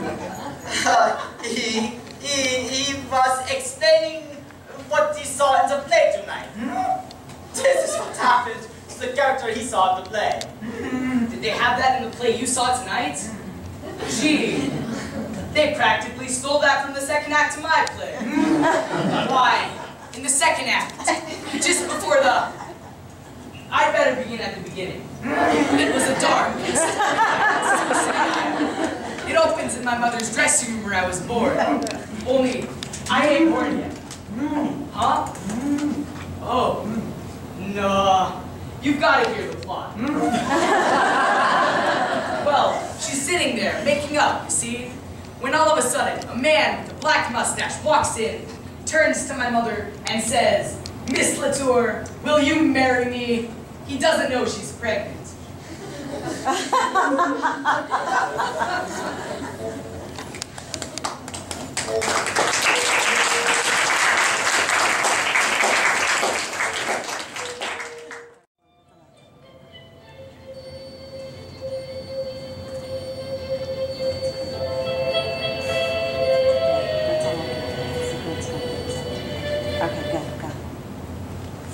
There she is, lying unconscious across the table in her lingerie. The man is standing over her with the hatchet. I'm tied up in a chair, just like you are. The place is an inferno of flames. It's on fire. When all of a sudden, through the window, in comes Mayor LaGuardia. Hey, remember who paid for that? Go easy on it. Well, I'm listening, ain't I? How do you like it so far? Well, it put Johnny to sleep. Let him alone. If he ain't got no more interest, then you don't get a drink. Alright, it's 3 days later. I've been transferred and I'm under charges. And that's because somebody stole my badge. Alright, I'm walking my beat on Staten Island, 46th Precinct, when the guy I'm following, it turns out, is really following me. Don't let anybody in. So I figure, I'll outsmart him. There's a vacant house on the corner. I goes in. It's cops! I stands there in the dark, and I sees the door handle turn. I pulls my guns, braces myself against the wall, and I says, "Come in." Hello, boys. What the hell is going on here? Hey, God, what do you know? This is Mortimer Brewster. He and I are going to write a play together. I'm just telling him the plot. You have to tie him up to make him listen. Joe, you better report at the station. The whole force is not looking for you. Did they send you here for me? We didn't know he was here. We came to warn you of waiting until there's hell to pay. The colonel blew that beat going all the night. When the neighbors were calling in about it, we think the Germans dropped a bomb on Flatbush Avenue. They were tenants on the warpath. He says the colonel's got to be put away somewhere. Yes, yes. Gee, I gotta go. So I'll just run through the third act quick. You get away from me. Say, do you know what time it is? It's past 8 o'clock in the morning. Say, them first two acts run a little long. But I don't see anything we can leave out. You can leave all of it out. Who the hell is this guy? That's my brother. Also, he's the one that got away, so I came back. Yes, he came back. Mac, this is Brooklyn. I gotta tell the lieutenant we found you, Joe. Tell the lieutenant to call the big man up. We got him in the Brewster house. So we bring him in? Okay, we'll leave him right here. Maybe tell it's on his way over, Joe. So, I've been turned in, eh? Alright, you got me. I suppose you and that stool pigeon brother of mine will split the reward. Reward? Now I'll do some turning in. You think my answer's sweet, charming old ladies, don't you? With our 13 bodies buried in the cellar. Teddy! Teddy! What the hell are you talking about? You better watch out where you're saying about those hands of yours. I'll show you. I'll prove it to you. Wait a Come down to the minute. cellar with me. Wait a minute.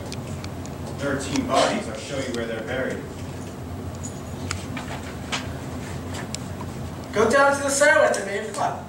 I'm not sure I want to go down to the cell with him. Look at that mug. He looks like Boris Karloff. Hey, what the hell are you doing? Stop it!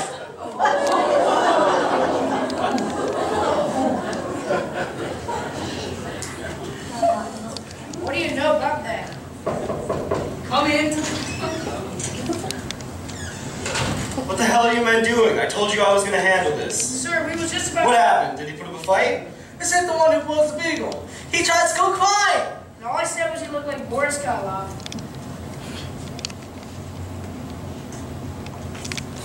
We didn't kind of think he's wanted somewhere. Oh, you kind of think he's wanted somewhere. If you guys don't look at the circulars we hang up in the station, the least you could do is read True Detective. Of course he's wanted. In Indiana, escaped from a prison for the criminal insane. He's a lifer. For God's sakes, that's how he was described.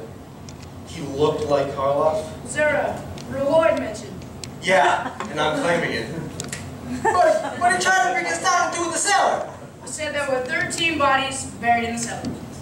13 bodies buried in the cellar.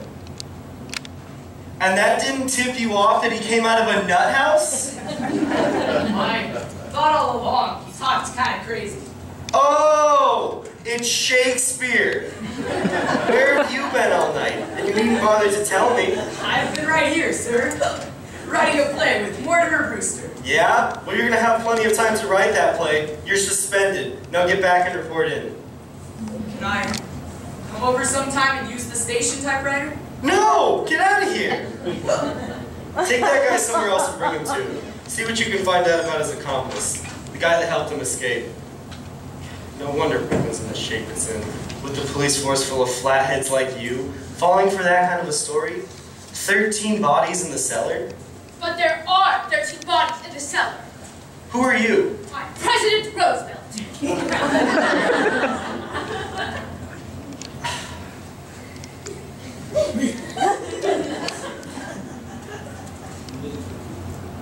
What the hell is this? This is the one who blows the beagle, sir. Colonel? Colonel!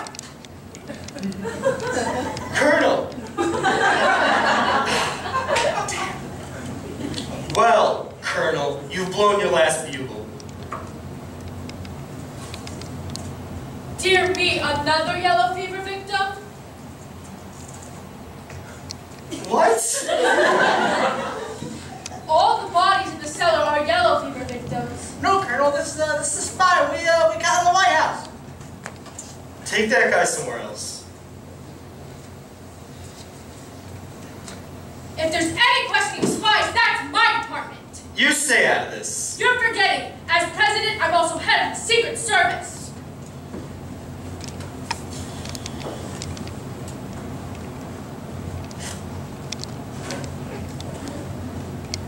Captain, I'm Mortimer Brewster. Are you sure? I'd like to talk to you about my sister, you know, the one who blew the bugle. We ain't gonna talk about that, Mr. Brewster. She's gotta go. I quite agree with you. In fact, it's all arranged for. You see, I've had Dr. Gilchrist, our family physician, sign these, and Teddy signed them herself, you see, and I've signed them as next of kin. Where's she going? Happydale.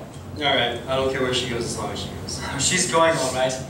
But I just want to let you know that everything that's happened around here, Teddy's responsible for.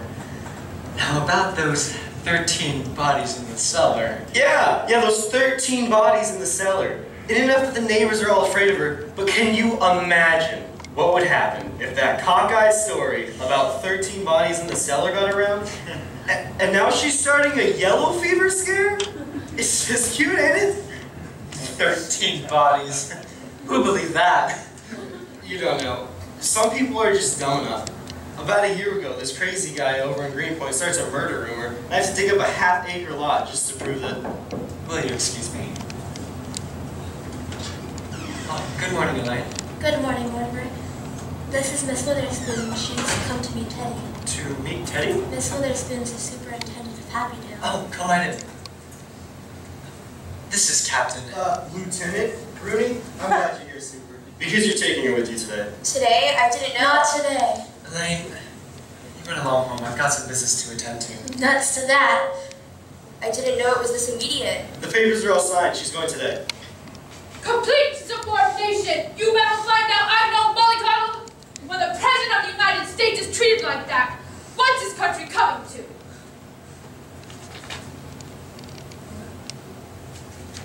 And there's Teddy. Just a minute. Mr. President, I have some good news for you. Your term of office is over. Is it March the 4th already? Practically. Oh, my hunting trip to Africa! I shall get started immediately.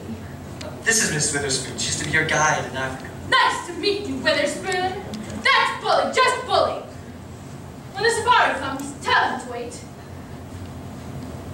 Goodbye, Aunt Abby. Goodbye, Aunt Martha. I'm going to Africa. Isn't it wonderful? Good morning, darlings. Charge! Oh, we have visitors. Yes, this is Lieutenant Rooney. How do you do, Lieutenant? Hi. You don't look like the fuss budget the policemen say you are. The Lieutenant is here. You know, Teddy blew her bugle again last night. Yes, we're going to speak to Teddy about that. It's a little more serious than that, Miss Brewster. You haven't met Miss Witherspoon. She's the superintendent of Happydale. How do you do, Miss Witherspoon? You've come to meet Teddy. She's come to take her. Aunties, the police want Teddy to go there today. Oh no, not while we're alive. The papers are all signed, ladies. She's going. We won't permit it. We promise we'll take the bugle away from her. We won't be separated from Teddy. The law is the law. She's committed herself and she's going. Well, if she's going, then we're going too. Yes, you'll take us to live with her. Well, why not? Well, it's sweet of them to want to, but it's impossible. You see, we can't take sane people at Happydale. Miss Witherspoon, if you'll let us live there with Teddy, we'll see that Happydale is in our will, and for a very generous amount. Well, the Lord knows we could use the money, but I'm afraid it just won't work. Now, ladies, let's be sensible about this. For instance, here I am wasting my morning when there's still murders to be solved in Brooklyn. Oh, yes, there are. There are? Yeah. It ain't only her bugle blowing, but sooner or later we'd have to dig up your cellar. Our cellar? Your nephew's been telling around there 13 bodies in your cellar? But there are 13 bodies in our cellar. If you think that's why Teddy has to go away, you come with us now and we'll prove it to you. There's one, Mr. Spinozzo, who simply doesn't belong and will have to go. But the others are our gentlemen. I don't think the lieutenant wants to go down the cellar. You see, he was just telling me that a year ago he had to dig up half an acre lot. Isn't that right, Lieutenant? Yeah, that's right. But you wouldn't have to dig here. The graves are all marked. We put flowers on them every Sunday. Flowers? When you say superintendent, don't you think you could find room for these, Well, you'll come along with us and we'll show you the graves. I'll take your word for it, lady. Well, if Teddy committed herself, right? If they commit themselves, they can go to Happydale too. Well, they'd have to be committed. Yeah, so if Teddy committed herself, they can commit themselves. Why, certainly. Of course, if we can live with Teddy, we'll sign the papers. Where are they? Yes, where are they? If you could sign right here. She's coming around, Lieutenant. Oh, good morning, Mr. Klein. Good morning, Mr. Klein. Are you here too? Yeah, me and Brophy got your other nephew in the kitchen. Alright, Superintendent, get him signed up. I want to get this all cleaned up. 13 bodies. I do hear it, Abby. I'm really looking forward to going. The neighborhood here has changed, so just think, a front lawn again. Oh, we're overlooking something. What? Well, we're going to need the signature of a doctor. Dr. Einstein! Come on over. We just need you to sign some papers. Please, I'm Oh, come on over, doctor. One time last night I thought the doctor was going to operate on me. Just stand right there, doctor. We should use your phone. Were you leaving, Doctor? I think I must go. Aren't you going to wait for Jonathan? I don't think they're going to the same place. Hello. Glad to see you. Stick around, eh? Don't worry, I'm going to. Hello, Mac. It's Rooney. We got the guy that's wanted in Indiana. Now, there's a description of his accomplice. It's on the desk there. Will you read it to me? 54, 5'4", 140 pounds. Brown eyes.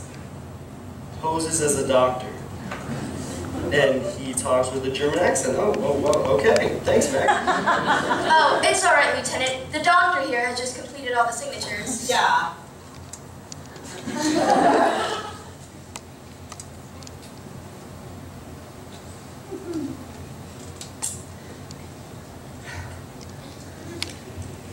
Well, thanks, Doc. You really took it real serious.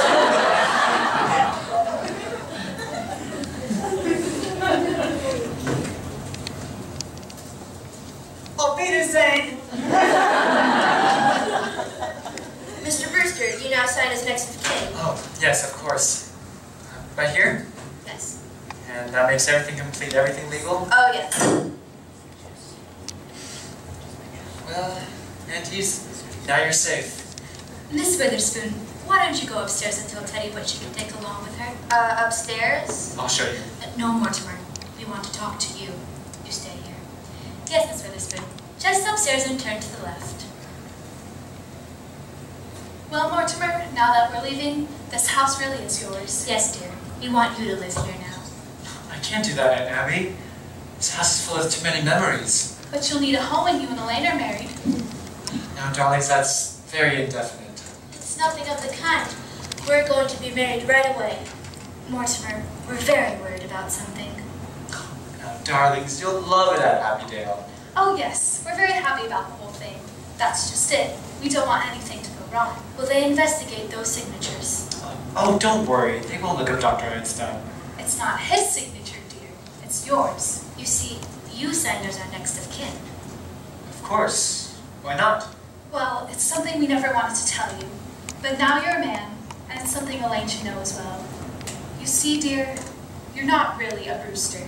You see, your mother came to us as a cook, and you were born about 3 months afterward. But she was such a sweet woman and such a good cook that we didn't want to lose her, so brother married her instead. I'm not really a Brewster? Now don't feel badly about it, dear. And Elena will make a difference to you. No. Elaine, did you hear? Do you understand? I'm a bastard. That's wonderful. Well, I really must see about breakfast. Mortimer's coming over to my house. Father's gone to Philadelphia, and Mortimer and I are going to have breakfast together. Yes, I need some coffee. I've had quite a night. Then I think you should want to get to bed. Oh, I do.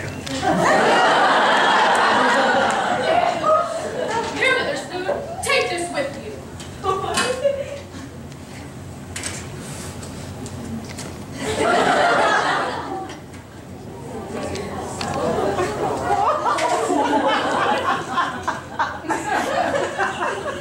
The car's yourself, brother.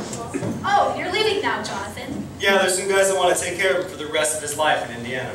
Well, Jonathan, it's nice to know you have some place to be.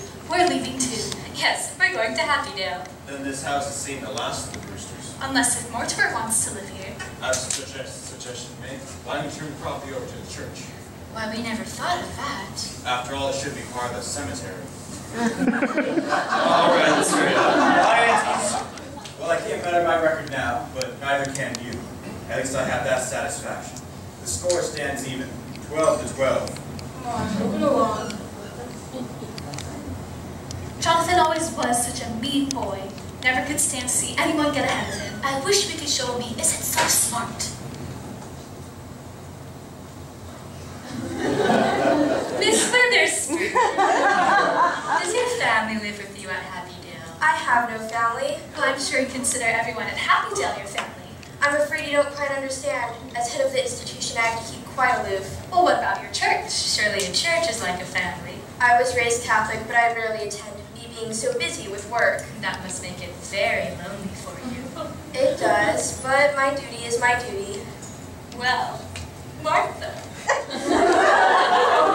If Miss Witherspoon can't stay for breakfast, I think the least we can do is offer her a glass of elderberry wine. Elderberry wine? We make it ourselves. Why, yes, of course. At Happydale, our relationship will be more formal, but here, you don't see much elderberry wine nowadays. I thought I'd had my last glass of it. Oh, no. Here it is.